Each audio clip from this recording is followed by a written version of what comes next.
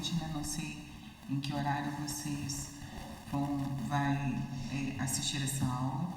Estou muito feliz de estar mais uma vez com vocês, num assunto muito interessante, né? Num assunto em que nós vamos perceber que nós precisaríamos fazer aulas e aulas sobre esse assunto para que a gente conseguisse ir se transformando, né? E nada como ler a palavra do Senhor, deleitar, né, naquilo tudo que o Senhor nos deixou, em tudo aquilo que o Senhor fez e está fazendo, para que sejamos transformados, né?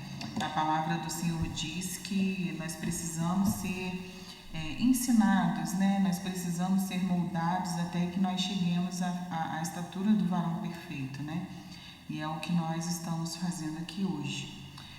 Mais uma vez, que vocês sejam bem-vindos a essa aula, muito feliz de estar com vocês novamente. E se vocês tiverem alguma dúvida, não se hesitem em me chamar, né? Chamar alguém no Lookout para que a gente troque uma ideia. Lembrando que estamos todos aprendendo juntos, né? A palavra fala que assim como afia o ferro, né? O ferro afia o ferro, um irmão afia o outro irmão, e através das aulas nós também vamos nos aprimorando naquilo que o Senhor quer fazer, né? Vamos orar. Senhor, nosso Deus, nosso Pai, nós queremos te agradecer pelo dia de hoje, Pai. Nós queremos te agradecer, Senhor Deus, por essa escola, por essa igreja, Pai querido, que tem um amor na sua palavra e se compromete a ensinar as suas ovelhas, Senhor Deus, para que eles sejam, Senhor, conscientes do seu caminho e não só sejam uma manada, mas realmente uma ovelha nas tuas mãos, né, Senhor? Que eles não caminhem apenas por onde outras ovelhas caminham, mas que eles entendam, assim como nós, né, o caminho que devemos seguir. Abençoe todos os professores, abençoe os nossos pastores, abençoe os nossos alunos, Pai. Quero te pedir, Senhor Deus, que eu seja nesse momento boca do Senhor nessa terra, que o Senhor fale através de mim, que o Senhor fale aquilo que o Senhor deseja que seus alunos ouçam hoje, Pai, que o coração deles estejam abertos para ouvir a Tua voz, Senhor. Não tem nada de mim, Senhor Deus, é tudo do que vem da Tua palavra, do que o Senhor preparou para esse tempo, Pai, para que sejamos realmente preparados, Senhor Deus, transformados, constrangidos com tudo que o Senhor tem preparado para esse tempo, Pai. Nós te louvamos, te agradecemos, te entregamos esse tempo nas Tuas mãos, Pai, e que tudo seja para a honra e a glória do Teu nome. Amém. Na aula de hoje, nós vamos falar sobre o ego transformado, né? E aí, baseada nesse livro que nós temos na nossa biblioteca, Ego Transformado, de Timothy Keller, né? Eu oriento a vocês que ainda quem não leu, né, possa ler. É um livro bem pequenininho. Em 1 hora você lê o livro todo e ele é completamente profundo. Porque o Evangelho nos chama para não sermos mais nós mesmos, né? O Evangelho nos chama para ser transformados e para sermos membro do corpo de Cristo. Cristo é a nossa cabeça e a igreja é o seu corpo. E nós somos parte desse corpo, né? E o nosso processo de conhecer o Senhor Jesus nos transforma para que a gente alcance esse lugar de pertencimento, né? E o ego transformado é o nosso interior, os nossos desejos. De repente é onde mais dói essa transformação e talvez seja o lugar de maior importância, não é mesmo? O Evangelho nos liberta da necessidade constante de aprovação, comparação e autopromoção. O texto de hoje está baseado em 1 Coríntios 3, 21, né? Capítulo 3 começa no versículo 21, vai até o capítulo 4, no versículo 7. Com destaques ali para 1 Coríntios 4, versículos 13 e 4, tá? Quais são os objetivos dessa aula, né? Quero que vocês compreendam a diferença entre autoestima e baixa estima e humildade bíblica, identificar os sinais de um ego inflado ou ferido, entender como o Evangelho transforma a nossa identidade, e aplicar os princípios bíblicos para a gente viver livre dessa necessidade, dessa constante de aprovação, né?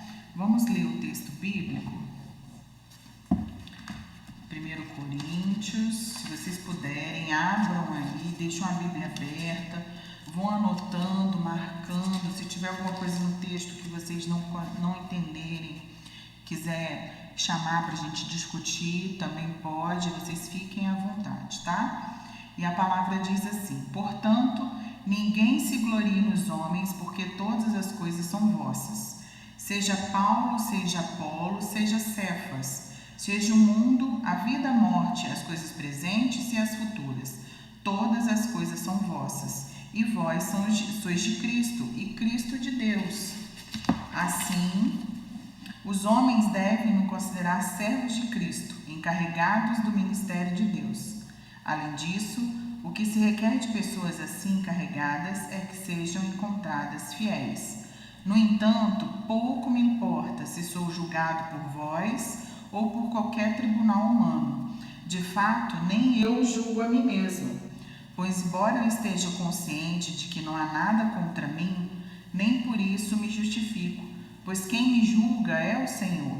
Portanto, nada julgueis antes do tempo, até que venha o Senhor, o qual não só trará à luz as coisas ocultas das trevas, mas também manifestará os motivos dos corações. Então, cada um receberá o seu reconhecimento da parte de Deus.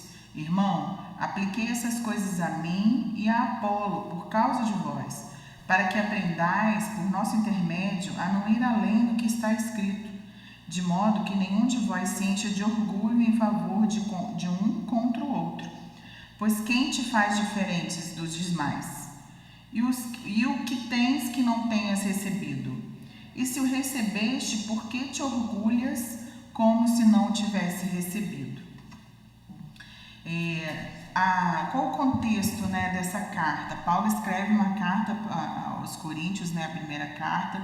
Ali era uma igreja que estava iniciando um processo de divisão, né? Porque Paulo planta a igreja, mas depois existem outros evangelistas que vão trabalhar nessas igrejas, como Apolo e Cefas. E eles começaram a fazer uma divisão entre si, brigando e questionando quais eram os mais importantes, quais estavam mais próximos do evangelho, quem estava fazendo mais certo, né? Um estava querendo se vangloriar porque era amigo de Paulo, se dizendo convertido através do apóstolo dos apóstolos, né? O outro já queria dar mais importância a Cefas e assim a Paulo. Então Paulo escreve essa carta para entender, chamar eles ali ao entendimento que não era sobre quem pregou, quem discipulou, quem batizou, mas o evangelho era de Cristo. Estavam todos no mesmo lugar, né? E que a gente não deveria viver de orgulho daquilo que nós estávamos fazendo, porque o evangelho nos esvaziar desse orgulho, né? E aí eu quero começar com uma pergunta para a gente pensar e quem sabe responder durante o processo da aula, né? O que mais influencia a maneira como você se sente sobre si mesmo? Sua opinião, a opinião dos outros ou a opinião de Deus? Quais são as marcas de um coração radicalmente transformado pela graça de Deus? Se confiamos em Cristo, como deve ser o nosso coração? Nós temos que entender que a transformação é muito mais do que uma transformação moral, né? Existe a transformação moral, né? Aquele que peque, não peque mais. O que roubava, não rouba mais. O que mentia, não minta mais. São situações que são visíveis da nossa transformação, né? Aquelas coisas em que nós decidimos não fazer mais, porque conhecemos a Cristo. Mas existe aquele sentimento interno, aquele eu, né? Às vezes as minhas necessidades, os meus sentimentos, a minha estima, seja alta, seja baixa, como que isso pode ser transformado? De que maneira eu entrego isso às mãos do Senhor? E é sobre isso que esse livro vem falar, né? Nós vivemos numa cultura marcada pela busca de reconhecimento. Nós temos aí o auge, né, das redes sociais, e nós queremos os likes, nós queremos os views, nós postamos lá feeds, stories, sejam lá quais pensamentos e em qual rede social, e a nossa intenção é que alcance pessoas, nem sempre falando do Evangelho, né? É uma ótima ferramenta para falar das coisas do Senhor, tá? Glória a Deus pela internet, pelas redes sociais, que fazem com que o Evangelho chegue a muitas pessoas. Mas, talvez, a palavra fala que o Senhor conhece o coração, né? O Senhor sabe exatamente qual a finalidade das nossas postagens. E o mundo hoje, a nossa cultura, está procurando reconhecimento, curtidas, elogios e validação constante. Quantas situações nós vemos de pessoas aí que são valorizadas na internet, têm milhões de seguidores, mas não vivem bem consigo mesma, né? Está sempre atrás de fazer uma novidade para que sejam reconhecidas pela mídia, para estar o tempo todo na boca do povo, na boca da mídia, né? E às vezes fazem coisas que fazem mal, inclusive, para elas, né? O problema não é pensar muito bem de nós mesmos, mas pensar demais em nós mesmos, né? Não é pensar que eu sou muito boa, é pensar em mim o tempo todo, pensar que tudo gira ao meu redor, né? Se eu não tiver, não vai ficar bom. Se eu não fizer, ninguém vai saber fazer, né? Qual o valor do meu serviço? Né? Aqui nós estamos falando de um contexto de igreja. O que os pastores têm falado sobre o que eu tenho feito, né? Estão reconhecendo, e às vezes quando não reconhece a gente chega a ficar triste, né? E quando eu falo a gente, é no contexto geral, porque nós todos estamos aqui neste lugar, né? E todos nós precisamos ter esse pensamento de humildade cristã, para a gente não cair nesse engodo de achar que precisamos ser reconhecidos, né? De achar que, poxa, eu fiz, hoje eu lavei um banheiro, deixei tão cheiroso, ninguém veio falar para mim que eu deixei o banheiro bem cheiroso. Ou, poxa, hoje eu preguei na palavra de ofertas e foi tão poderoso, mas ninguém veio falar comigo sobre o que eu preguei, né? Então, é sobre isso. É sobre o nosso interno não precisar ser tão reconhecido, sabendo que nós estamos fazendo as coisas para que o Senhor seja reconhecido, né? Então, o problema não é pensar bem de nós mesmos, é pensar demais em nós mesmos, nos colocando no centro de tudo que fazemos, né? E como nós aqui, corpo de Cristo, nós somos mais alguém participantes de tudo que é feito para que a obra do Senhor evolua, né? Segundo Keller, o ego humano é como um balão. Ele precisa ser constantemente inflado, mas nunca permanece satisfeito, né? Nós estamos sempre na busca de reconhecimento, todos os dias nós precisamos de elogio. Se eu dei uma aula hoje e ninguém falou que a minha aula foi maravilhosa, eu já não fico satisfeita, já quero saber onde que eu errei, qual foi o problema, por que ninguém me elogiou. Essa busca constante de inflar o nosso ego, né? E porém, no texto de Coríntios, Paulo nos revela 3 coisas: a condição natural do ego humano, a visão transformada do eu, né? Como Paulo ali havia descoberto como essa mudança se faz pelo Evangelho e como nós conseguimos alcançar essa visão transformada do nosso eu, né?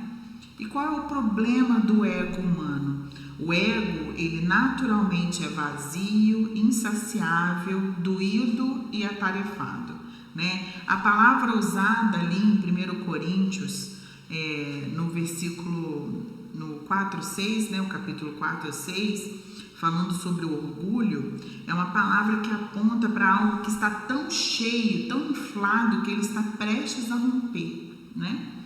E aí o que nós precisamos entender? Nós passamos por tantas dessas situações na nossa sociedade moderna, que nós vivemos numa montanha-russa de alta estima, baixa estima, por causa das coisas em que nós temos buscado, né? Quando nós nos sentimos valorizados, né? E aí a gente precisa entender que valorizado É o jeito que eu quero receber o elogio, o jeito que eu quero ser visto, né? O jeito que eu quero ser visto, eu fiz alguma coisa e eu, através disso que eu fiz, o elogio que eu tenho que receber é X. Então, se eu receber X de elogio, eu me sinto valorizado.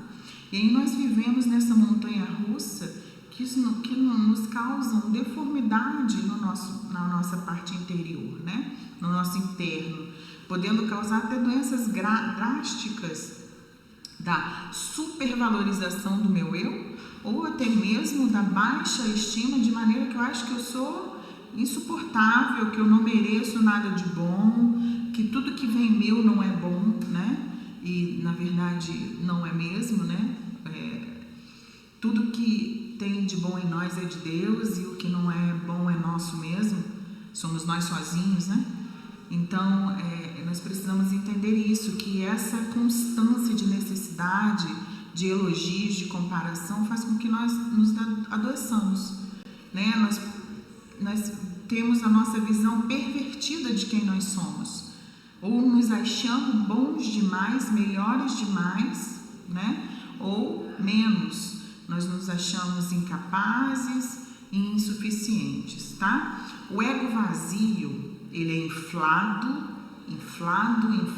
mas o centro é oco, né? O que acontece? O ego tem o tamanho do nosso Deus, é como se fosse isso, né? Ele tem o tamanho do nosso Senhor.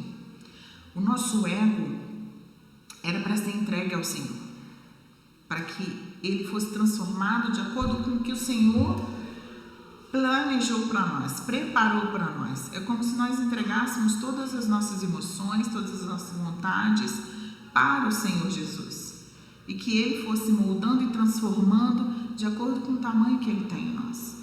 Mas quando nós enchemos nosso ego com coisas que não são Deus, ele se torna vazio, ele se torna oco, ele está cheio de ar, mas são coisas que não eram para estar ali. Entende? É como se esse lugar não fosse preenchido. Sabe quando a gente costuma dizer que a igreja às vezes está inchada e não cheia? Né? Tem muitas pessoas que ainda não encontraram o Senhor e às vezes não estão nem nessa busca, né? Acontece às vezes de estarem ali porque achou legal, porque achou bonito, mas ainda não está naquele processo de transformação, e nós dizemos que está inchada. Assim é o ego quando ele está cheio de uma coisa que não é Deus. Ele enche, o seu interno fica oco e começa a fazer barulho, porque não está adaptado. É como se a gente colocasse um círculo num quadrado, né? Eles não se cabem, eles não se enchem, eles não se adaptam.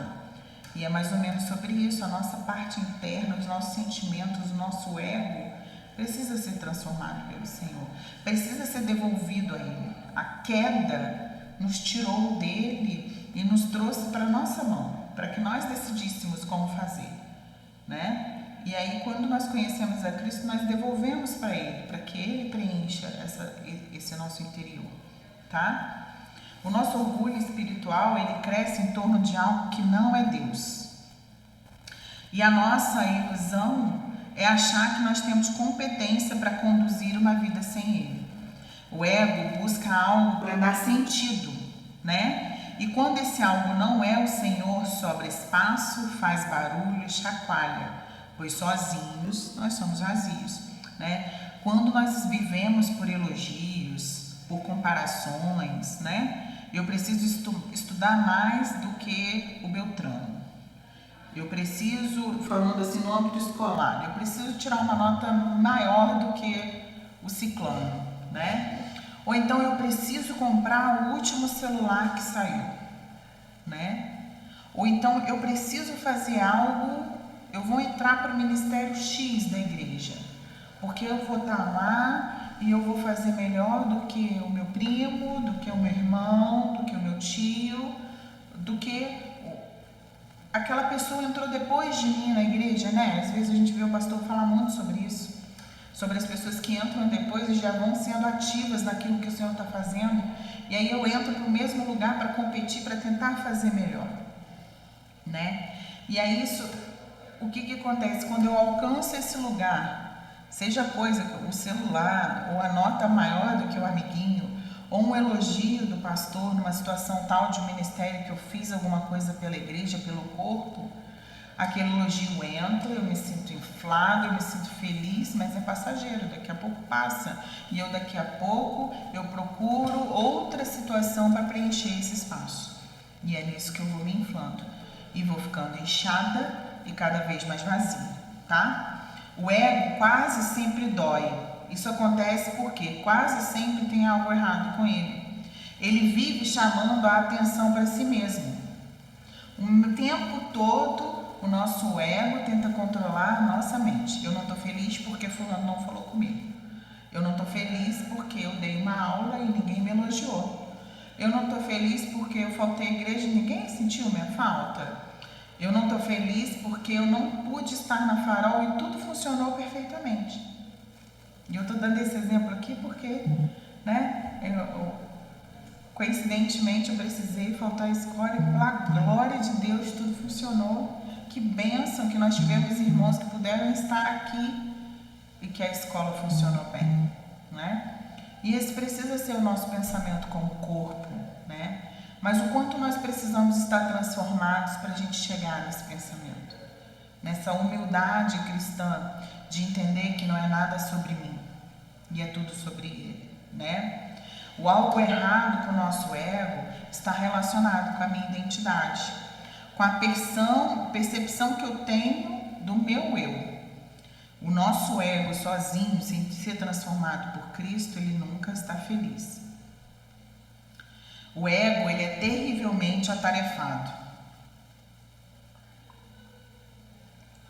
Ele faz de tudo para ser notado, né? Ele vive ocupado, tentando preencher esse espaço vazio. Por quê? Porque nós não entregamos esse espaço para o Senhor. O Senhor ainda não está no trono da nossa vida, não está ainda dominando todo o nosso ser, com possibilidades e com aberturas e com legalidade para fazer tudo aquilo que Ele quer em nós. Então nós ficamos o tempo todo o nosso ego trabalhando incansavelmente, chamando a atenção para si mesmo e querendo dizer que poderia ser melhor e o que eu poderia fazer para ser melhor. Ele vive ocupando esse espaço vazio, né?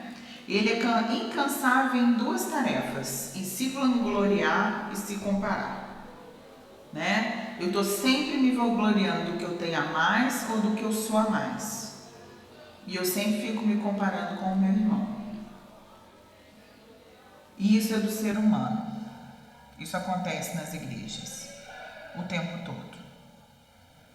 E talvez vá acontecer até que nós cheguemos à plenitude da nossa transformação, que é quando o Senhor Jesus voltar e nosso corpo ser transformado para um corpo incorruptível, né? Não com a tendência de queda mais, mas para a glória do Senhor Jesus. Nesse momento nós seremos totalmente sem pecados, totalmente voltados para viver com o Senhor. Mas até que cheguemos lá, nós travamos essas lutas. A nossa natureza caída busca esse lugar de aceitação, busca esse lugar de comparação, nessa tentativa constante de querer dizer para nós mesmos que nós somos melhores ou nós temos mais. Em todo tempo, o ego humano vazio se vangloria de ter mais ou ser mais que o outro. Ele sempre se compara e quando ele encontra alguém que é mais ou tem mais, ele percebe que não era feliz com o que tinha. Esse é o grande problema das comparações. Nós precisamos entender que, chamados a ser corpo de Cristo, né? O corpo de Cristo ele tem vários membros, vários órgãos, né? E cada um funciona à sua maneira. Então nós precisamos entender que o meu chamado não é igual ao do meu irmão. E que os processos que eu vou passar também não são iguais ao do meu irmão. E são os processos que vão fazer com que nós sejamos preparados preparados para aquilo que o Senhor tem a nos entregar, né? Fazer com que nós cheguemos à posição de receber aquilo que Ele preparou. E enquanto isso, o reino não para, a obra do Senhor não para. É como trocar uma roda com um carro em movimento. Eu vou sendo transformada enquanto eu me entrego e vou trabalhando para o Senhor, e vou servindo ao Senhor, e vou evangelizando, e vou contando às pessoas das boas novas que o Senhor fez por mim, e de tudo aquilo que Ele pode fazer pelas pessoas também. E às vezes é olhar para a nossa vida e falar assim: Senhor Jesus, tem muito ainda a ser feito. Ainda dor, ainda sofrimento, ainda precisamos de libertação, ainda precisamos de transformação, mas eis-me aqui, Senhor. Eu quero estar preparada para o que o Senhor me chamou. Porque nós precisamos entender que o nosso chamado só não é aqui para essa terra, não. Né? Aqui nós somos chamados para pregar o Evangelho a toda criatura, para espalhar as boas novas do Senhor, para que eles reconheçam o senhorio de Cristo. Mas nós ainda reinaremos com Cristo. E o trabalho não para. Né? A palavra do Senhor fala que nós vamos lavrar, nós vamos colher e nós vamos servir ao Senhor no tempo do reinado dele. Não tem ninguém à toa. O Senhor não chama ninguém à toa. Não chama ninguém para ficar à toa. O Senhor nos chama para trabalhar na sua ceifa. Hoje o nosso papel aqui é que esse Evangelho alcance as fronteiras, derrube as fronteiras de todas as nações, que o nome do Senhor seja glorificado, que nós venhamos a conhecer o senhorio de Cristo, mas o nosso trabalho não para quando Ele voltar, quando nós estivermos reinando com Ele. Vai existir uma terra santa para nós lavrarmos. E o nosso trabalho vai glorificar o Senhor, né? Então esse processo de transformação não para. Os discípulos estavam com o Senhor, andaram com Ele 3 anos, né? E foram se transformando com o passar do tempo. E ainda assim, quando Ele morre, Ele ressuscita, o Senhor ainda fica 40 dias, ainda havia coisas a ensinar. E depois que Ele é assunto aos céus, os homens se unem em oração e sobre eles desce o Espírito Santo, e havia mais a ser transformado. Pedro se enche do Espírito, prega, 3.000 almas são alcançadas, mas eles precisavam ainda ser moldados pelo Senhor, e o Espírito Santo ia fazendo os trabalhos, transformando o interior daqueles homens, enquanto eles pregavam e curavam e exaltavam o nome do nosso Deus. Nós fomos chamados para isso, né? Nós não vamos esperar a nossa transformação completa para então servir ao Senhor. Nós vamos ser transformados enquanto servimos ao Senhor. E todo dia Ele tem uma porção nova, e Ele nos chama para novidade de vida. E todo dia tem uma misericórdia sendo renovada sobre nós. Porque mais que ninguém o Senhor entende que somos pecadores. Mas também Ele nos promete ser nova criatura, tendo um novo nascimento nele. E o novo nascimento não nos faz pronto imediatamente. É o servir, é o caminhar com Cristo que vai nos transformando em pequenos Cristos, né? A busca por preencher esse ego vazio nos traz fazer coisas que detestamos apenas para eu ter ou ser mais que qualquer outro, né? E às vezes nós vamos ali nos dedicar a fazer coisas que o Senhor não nos chamou. Nós vamos gastar o nosso tempo em coisas que não foi o Senhor que mandou fazer. Porque o fulano está fazendo, está se dando bem, eu vou fazer também. Ei, você conversou com o Senhor? Você perguntou para o Senhor o que Ele tem para você? Você perguntou para o Senhor qual é o seu chamado? se você pode fazer, se o nome dele vai ser engrandecido e glorificado se você fizer aquilo. Ou vai faltar algo para o corpo que está ali no seu nome fazer. Se todo mundo quiser só cantar, quem vai pregar? Se todo mundo pregar, quem vai dar aulas? Se todo mundo quiser ficar na mídia, quem vai cuidar do som? Entende? Nós somos um corpo. E tudo precisa funcionar bem. No nosso corpo tem fígado, tem estômago, tem ossos, tem músculos. Mas se o fígado dói, o corpo todo está doente. Se a cabeça dói, eu já não consigo mais raciocinar. E se o corpo, se a gente fizer tudo aquilo que dá status, tudo aquilo em que o meu nome vai ser glorificado, o meu nome vai se tornar maior, né? Eu vou cantar porque vai todo mundo me ver. Eu vou pregar porque vai todo mundo ver, porque passa no YouTube, eu vou ser conhecida. Quem vai limpar a igreja? Quem vai recepcionar na porta? Quem vai servir água durante o culto? Quem vai cuidar das crianças? É todo um funcionamento. Não é sobre mim, é sobre ele. É sobre o que a igreja dele precisa. É sobre a função que ele me deu. E é através disso que nós reconhecemos a nossa identidade, naquilo que nós fomos chamados para fazer. Porque o Senhor reconhece em nós e nos capacita para aquilo que ele nos chamou. Tudo isso nos encher de coisas que não são nossas, que não são o nosso chamado, né? Perder o tempo com coisas que Deus não nos chamou vai nos inflando e nos tornando mais frágeis.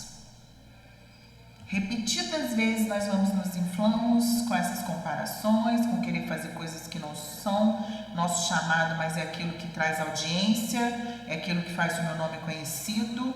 E toda vez eu recebo um pouco mais de ar, um pouco mais de ar, um pouco mais de ar. E o meu balão fica fininho, prestes a estourar. Aí quando eu tenho esse problema, repetidas vezes, que infla, desinfla, infla, desinfla, e eu não me encontro, a sociedade costuma oferecer algumas soluções. Primeiro ela diz que nós devemos elevar a nossa autoestima. Porque se nós fizemos e é bom para nós, e se nós estamos felizes, é isso que devemos fazer. Mas o chamado em que o Senhor nos traz, às vezes dói. Eu acho que na maioria das vezes dói. Eu acho que sempre dói. Paulo, quando foi chamado, ele fica 3 dias cegos. E ali ele nasce como nova criatura. Ele vai embora para o deserto e estuda por 3 anos. Para ele fazer muito bem aquilo que ele foi chamado. Para que ele pudesse ter autoridade no nome de Cristo, através do Espírito Santo, de falar e declarar as palavras do Evangelho de Jesus e que as pessoas pudessem ser tocadas. Não foi fácil morar 3 anos no deserto. Não foi fácil ficar 3 dias cegos. Não foi fácil, repetidas vezes, pedir ao Senhor para que o espinho dele fosse retirado. E o Senhor fala para ele: a minha graça te basta. Você tem que precisa. Pode ficar com essa dor aí. Só o Senhor sabe que dor era essa. Só Paulo sabe. Ele não nos contou, mas doía. Para ser uma oração repetida, sempre pedindo ao Senhor: retira de mim esse espírito, doía. Mas isso não impediu que Paulo fosse transformado, crescesse no Evangelho e fizesse aquilo que foi chamado. Nossa estima tem que ser equilibrada, tem que ser entregue ao Senhor Jesus. Eu não sou melhor e eu não sou pior. Eu sou nova criatura em Cristo Jesus. Ele fez em mim novas coisas. Ele me trouxe nova vida. Não vivo mais eu, Ele vive em mim. Eu não preciso porque as pessoas me elogiem. Eu não preciso me sentir melhor que ninguém, mais que ninguém. Eu preciso ser reconhecida como filha de Jesus. Eu preciso que as pessoas olhem para mim. Quando eu digo eu preciso, eu estou como colocasse cada um de vocês aqui nesse lugar.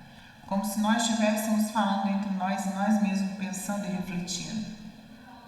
Eu não quero que as pessoas olhem para a Júlia. Eu quero que as pessoas vejam Cristo através de mim. Que diminua eu e Ele cresça, como João Batista falou. Ele é o centro. Ele é o mais importante. Não pode ser sobre como eu falo ou sobre como eu faço, mas tem que ser sobre o que Cristo fez em mim, para que o nome dele seja glorificado. A sociedade nos ensina a comparar favoravelmente aos outros, né? Querendo sempre que nós nos coloquemos melhor que os outros, ou sempre encontrando um ponto ou outro que eu não cheguei nesse lugar porque eu não tive as mesmas oportunidades. Porque se eu tivesse, sabe aquele meme? Às vezes tem um meme lá da moça levantando a perninha lá no alto, e as pessoas comentam assim, não faço porque eu não tenho esse tênis, eu não faço porque eu não tenho essa calça rosa. Um exemplo, vocês devem ter visto sobre isso. É a gente olhar para o que o outro fez e não ficar satisfeito e não ficar feliz. É sobre dizer que eu só não consigo porque eu não tenho aquela calça ali, sabe? É quando o pastor chama alguém para pregar e falar assim, eu só não preguei porque o pastor não me chamou, porque se o pastor chamar, eu prego, hein? Mas quando é chamado de oração, eu não estou. Quando é um devocional lá dos 21 dias de jejum, eu não estou. Né? Quando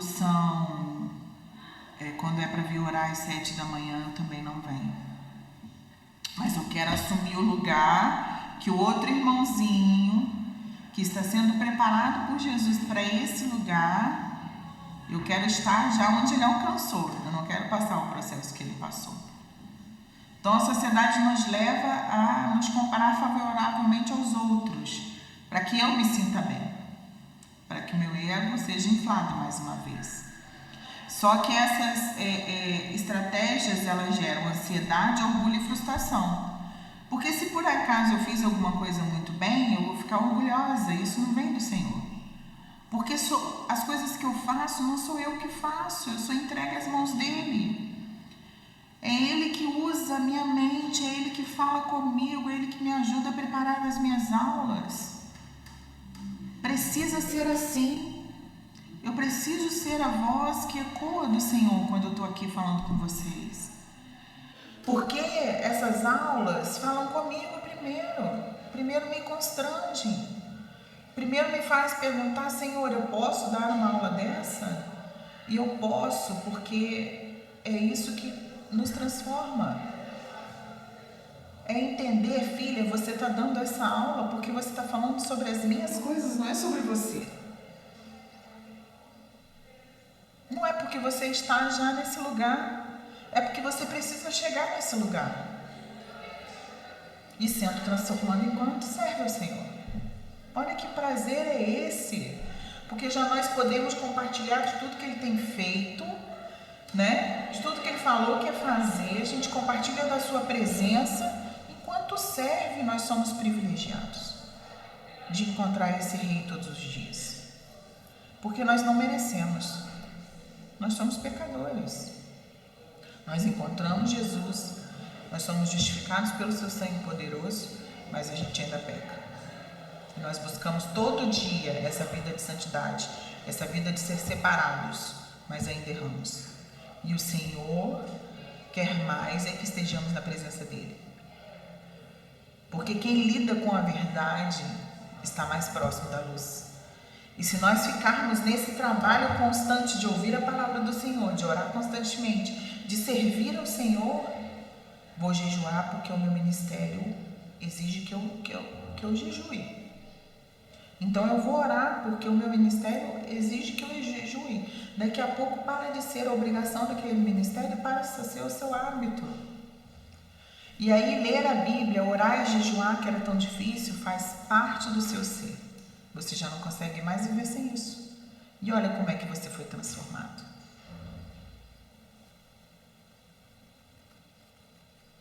Gera frustração quando você não alcança o mesmo lugar que o outro.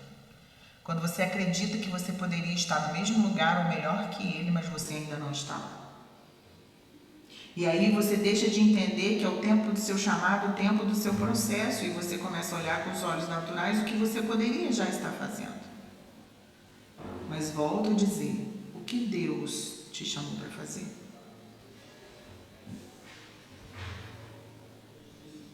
Quais as características naturais do ego? Ele está sempre se comparando, ele precisa de aprovação constante, ele é excessivamente sensível a críticas. Como que você tem recebido as críticas? Porque as críticas fazem crescer. Você entende que quando o seu líder, o seu discipulador, traz para você uma crítica sobre o que você tem feito, o que você está fazendo, o que você está buscando, pode ser um chamado do Senhor para que você melhore a sua visão, para que você transforme, para que você mude o seu objetivo? Como você recebe as críticas? O ego sempre busca reconhecimento. Eu faço porque eu quero que falem que eu faço bem. Eu quero que falem que ninguém faz melhor que eu. Eu quero que eles sintam minha falta, que se eu não fizer, ninguém vai fazer. O ego nunca se sente plenamente satisfeito. Eu sempre preciso de mais elogios, mais comparações. Quero sempre ser melhor do que alguém. Esse é o alimento do nosso ego. E aí eu vou deixar alguns textos bíblicos que falam mais ou menos sobre isso, para que vocês leiam e meditem em casa. Provérbios 27, versículo 2, Jeremias 17, versículo 9, Gálatas 6, de 3 a 4. E aí eu quero que você reflita depois de ler esses textos, né? Quais áreas da sua vida você percebe maior necessidade de aprovação? O que você tem feito que você precisa que as pessoas olhem e falem, tá certo, tá ótimo. Que coisa maravilhosa que você está fazendo. O que tem te entristecido quando você faz e ninguém aponta que você fez? O Evangelho transforma o ego. Principalmente ali em 1 Coríntios capítulo 4, nos versículos 3 e 4, Paulo nos apresenta 3 verdades surpreendentes. Ele não vivia controlado pela opinião dos outros, né? Ele diz, pouco me importa ser julgado por vocês. Ele não era controlado pela própria opinião, né? Nem eu julgo a mim mesmo, ou seja, não me importa o que vocês pensam de mim, e eu também não me julgo. E a terceira verdade que ele traz é que a identidade dele estava firmada em Deus. Quem me julga é o Senhor. A opinião que importa é do Senhor. E nós precisamos entender que Ele conhece nosso coração. Não adianta eu ter uma máscara humilde. O Senhor sabe por que eu fiz. Eu fiz porque eu quero aparecer. Eu fiz porque eu quero que a pastora fale do meu nome. O Senhor sabe. Sabe quando o Senhor fala assim, onde está o seu tesouro, está aí também o seu coração? Também não é só sobre dinheiro. que você serve o rei? Se o Senhor Jesus não pudesse te dar a vida eterna, você ainda amaria Jesus? Só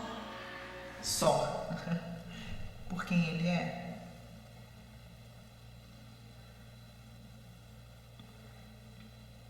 Sabe, no livro de Jó, Satanás acusa Jó de servir o Senhor debalde, né? De troca.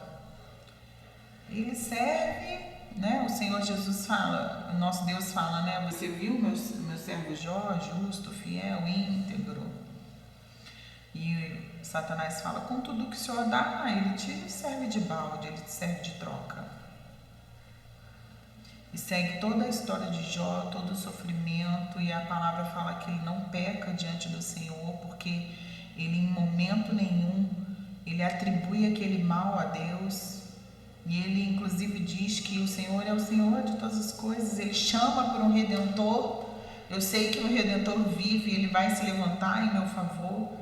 A alma dele clama por Jesus, já apontando ali para Jesus como nosso Redentor. E quando ele conhece a Deus e toda essa sua maravilha e toda a sua magnitude, ele fala, eu te conheci de ouvir falar, mas agora os meus olhos te veem. Gente, ele ainda estava em sofrimento e aquilo tudo foi muito pequeno diante da majestade de Deus.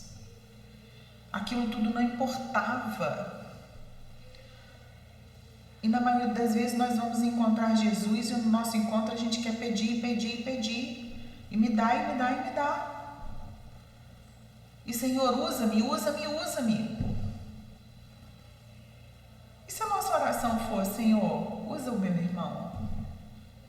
Ele está tão sedento por ti, ele tem fome de ti, ele tem sede, ele tem caminhado contigo. Olha para o meu irmão, usa-o. Não. Nós queremos ser usados, porque quem é usado aparece, e aí alimenta o nosso ego.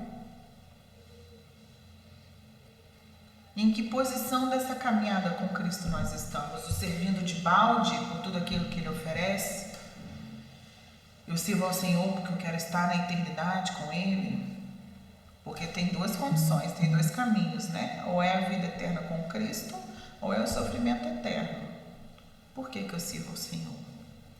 Por que eu me rendi a Jesus? O quanto eu amo, meu Deus.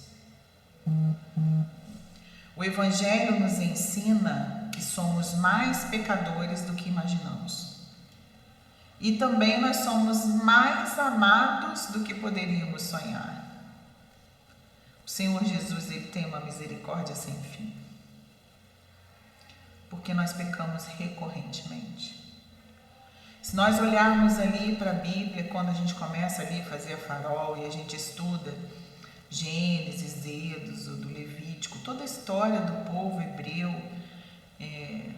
que vai, né, para o Egito, se torna escravo, 400 anos de sofrimento, são libertos. E aí a gente olha para aquele povo e fala, Jesus, que povo desobediente, que povo pecador. Vendo toda a graça que o Senhor teve com eles no deserto, eles ainda pecam. E nós? O que nós faríamos? Quantas maravilhas o Senhor fez por nós. Hoje nós temos, Jesus morreu por nós, ressuscitou, rasgou o véu, nos deu livre acesso, nos fez uma nação santa, nós somos sacerdotes do Senhor, porque nós podemos estar ali no santo lugar. E será que nós somos iguaizinhos aos hebreus ali caminhando no deserto? Querendo voltar para o Egito para comer cebola? Nós somos mais amados do que poderíamos sonhar. As suas misericórdias não têm fim, Senhor, e obrigada por isso, Deus. Porque nós somos criaturas caídas. Nós já participamos do seu reino, mas ainda virá uma plenitude. E o Senhor está nos transformando para chegar lá. Nossa identidade não é construída pelo desempenho, mas é recebida pela graça. Então, como que a gente alcança esse lugar de não sermos controlados pela opinião dos outros? A sociedade vai nos levar a criar os nossos próprios padrões, para que eu seja feliz. Se você está feliz, está tudo bem. Né? Para que eu não tente me comparar com as pessoas, mas eu faço o meu melhor. Eu fiz o que eu podia fazer. O Senhor Jesus, ele fez além, sabe? Na oração do Getsemane, ele fala para o Senhor assim: afasta esse cálice de mim, se for possível, mas seja feita a sua vontade. A humanidade do Senhor Jesus não queria sofrer, mas ele obedecia ao Pai, ele amava o Pai, e o seu 100% ser divino quis se entregar. Então ele fez além. Não era sobre os padrões humanos, é sobre o que Deus queria fazer. Era além do que era humano. Não era o que fazia ele feliz, não era o que fazia ele melhor. Porque melhor era não ser pregado numa cruz. Mas existia tantas pessoas, e eu, e você, que precisavam ser alcançados por aquele sacrifício. A sociedade vai impedir, vai pedir para que você trilhe um caminho que você possa alcançar. Mas o Senhor nos leva além, nos leva a mais. A resposta não é essa. Não é dessa maneira que nós controlamos nosso ego. Como que Paulo responderia a essa pergunta, né? Como alcançamos esse estágio de não sermos controlados pela opinião dos outros? Paulo foi um dos maiores líderes, que já existiu. Era confiante. Ele sabia muito bem o que ele estava pregando, ele conhecia.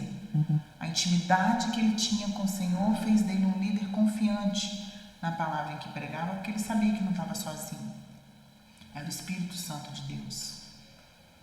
E ele declara em 1 Timóteo, capítulo 1, versículo 15, que Jesus veio para os pecadores e ele é o maior deles.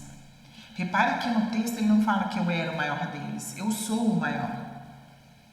Ele entendia a sua natureza pecaminosa, a sua natureza que precisava da redenção que vinha de Cristo. Mas aquilo não fazia dele um pecador. Não era a identidade dele. A identidade dele era ser nova criatura em Cristo. Era ser apóstolo de Jesus, aquele que foi chamado pelo próprio Mestre. Essa era a identidade dele. Ele era tão consciente da sua humanidade, tão firme em tudo aquilo que Deus o chamou, ele sabia que ele era um pecador, de acordo com ele, o maior deles, colocando ali com as pessoas que estavam ouvindo, com Timóteo ouvindo essa carta, ouvindo esse discipulado que Paulo estava fazendo com ele, que eles eram tão pecador, tão quanto, Não importa quanto tempo eu tenho de evangelho, quanto tempo eu sirvo o Senhor.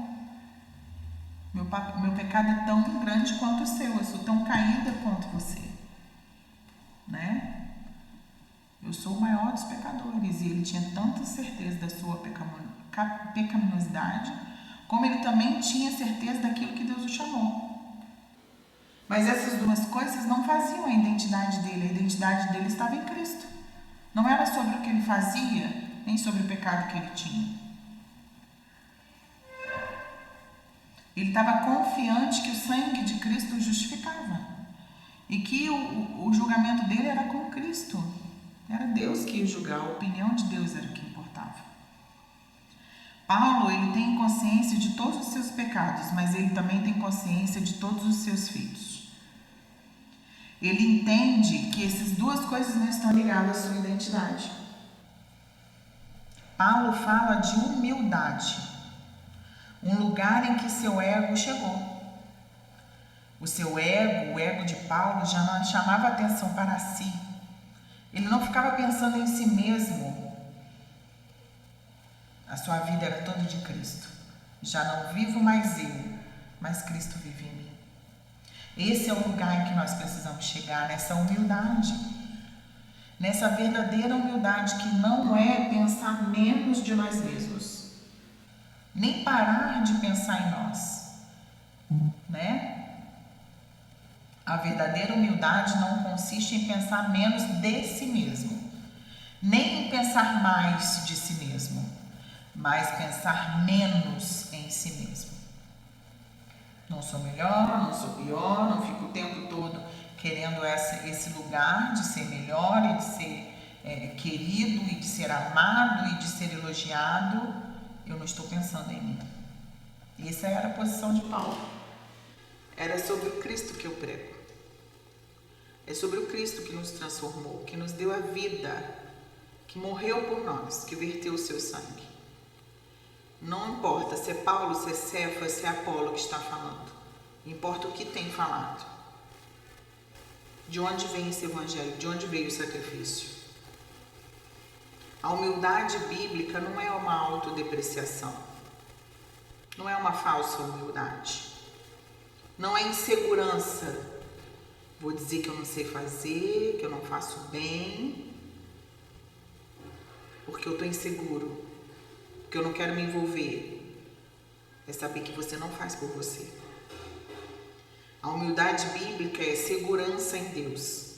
É liberdade da comparação. Eu estou fazendo para o Senhor, pelo Senhor, estou sendo usada por Ele. Vou fazer de qualquer jeito? Não. Vou estudar, vou me dedicar, eu vou ler livros, eu vou fazer cursos, eu vou me preparar para que o Senhor me chamou. Mas quem me usa é Ele. E é o nome dele que vai ser glorificado. Isso nos faz a capacidade de servir sem buscar reconhecimento.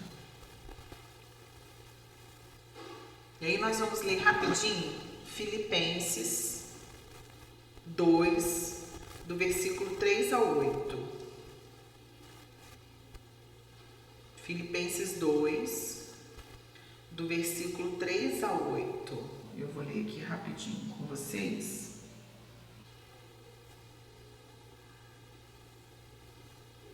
Não façam nada por interesse pessoal ou vaidade, mas por humildade, cada um considerando os outros superiores a si mesmo.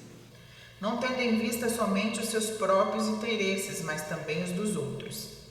Tenham entre vocês o mesmo modo de pensar de Cristo, que mesmo existindo na forma de Deus, não considerou ser igual a Deus algo que deveria ser retido a qualquer custo. Pelo contrário, ele se esvaziou, assumindo a forma de servo, tornando-se semelhante aos seres humanos, e reconhecido em figura humana. Ele se humilhou, tornando-se obediente até a morte e morte de cruz.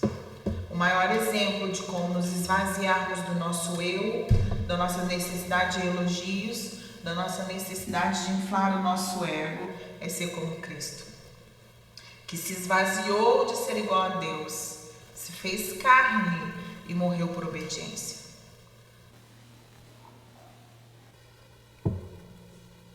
Ele é o nosso maior exemplo. Jesus, ele tinha plena consciência da sua identidade e justamente por isso serviu a todos com humildade. A humildade no Evangelho mata a necessidade que eu tenho de pensar em mim. É a liberdade que vem do autoesquecimento. É o descanso bendito que somente o autoesquecimento nos oferece. É quando nós estamos servindo ao Senhor e nós esquecemos quem somos. Ali eu sou alguém, parte daquele corpo. Eu tenho um lugar de pertencimento ali. O Senhor ali está me usando e o nome dele está sendo engrandecido.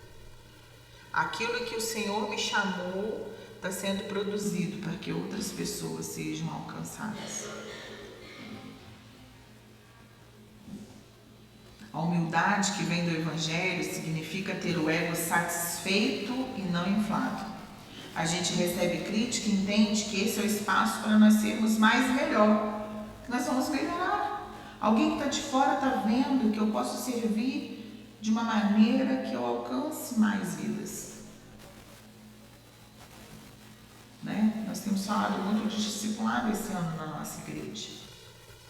Quando o discipulador vem e te chama, vamos orar junto. Tô achando que se a gente orar, vamos jejuar para essa causa que você tem falado.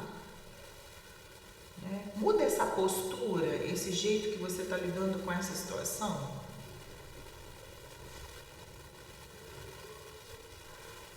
Nós entendemos que nós estamos trabalhando não por mim, nós estamos servindo para o reino, respondendo ao chamado que Deus me confiou.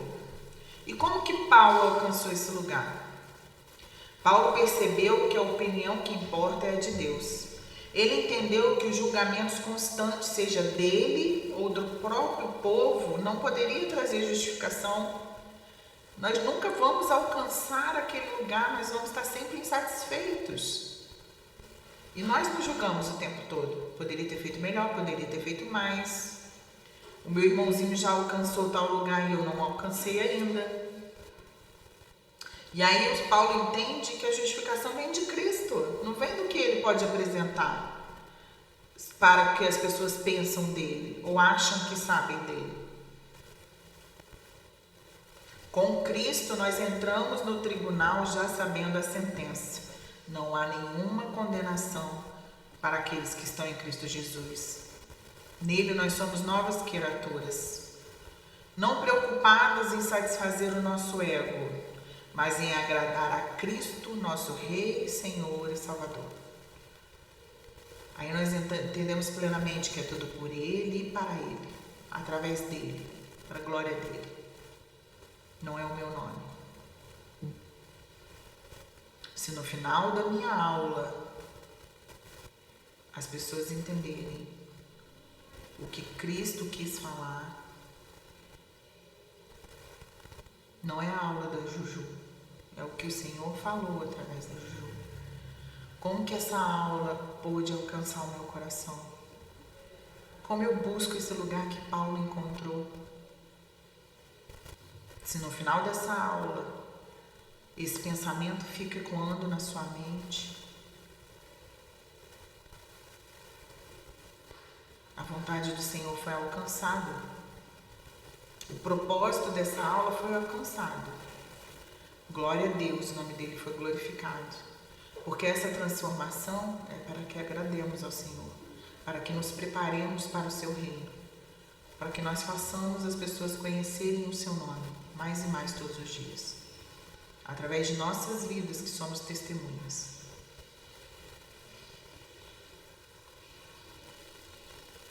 Como essa segurança em Cristo nos ajuda a servir sem precisar de aplausos.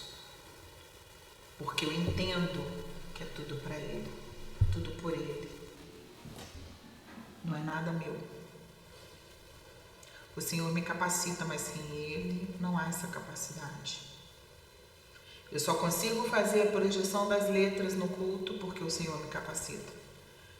Eu entendi como a mesa de som funciona porque o Senhor me capacitou. O Senhor me entregou uma palavra para eu falar na oferta porque eu estava em jejum e oração e eu estava disposta a ouvir o Senhor. E aí eu vou deixar mais alguns textos para que vocês leiam.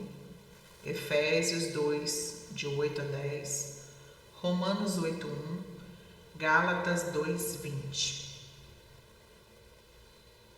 E aí no finalzinho dessa aula eu quero deixar algumas perguntas para vocês, né? O que costuma definir o seu valor? Como você reage às críticas? Como você reage aos elogios? Minha identidade está baseada no meu desempenho ou na graça de Deus? O desafio que você tem essa semana é que nesses próximos dias você pratique conscientemente servir alguém sem buscar esse reconhecimento. Aceitar críticas sem desespero, trabalhar essa situação, essa questão de receber uma crítica e não pensar, poxa, mas ele não viu o que eu estava fazendo, o que dava para eu fazer? Não, é você receber, digerir, perceber como podia melhorar, sem que isso aflige a sua alma. Receber elogios sem alimentar o seu orgulho. Lembrar diariamente, minha identidade está em Cristo. Isso precisa ser um mantra que ecoa a nossa mente. Minha identidade está em Cristo. Porque na hora que a tentação chega, o pecado chega, eu penso, minha identidade está escrito. Que o Senhor Jesus faria, né? O Evangelho não nos convida a construir uma imagem melhor de nós mesmos, mas encontrar descanso em Cristo. Quando compreendemos quem somos, diante de Deus, somos libertos da necessidade constante de provar o nosso valor. A verdadeira transformação acontece quando deixamos de viver centrados no eu e passamos a viver centrados em Cristo. Mais uma vez, é tudo para Ele e por Ele, para a glória dele.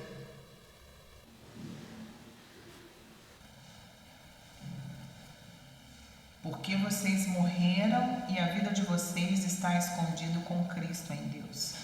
É nele que nós temos vida. Colossenses 3:3. É isso que Paulo quer dizer aqui. A carnalidade da sua vida morreu, o seu eu morreu. Não é mais para sua satisfação própria. É para o reino. Uma função, um chamado que vai além de você. Que sozinho você não consegue. Mas o Espírito Santo te direciona a esse lugar que o Senhor tem te chamado.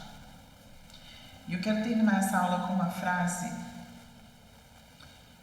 Quero voltar a dizer a vocês, né, que leiam o livro Ego Transformado, né?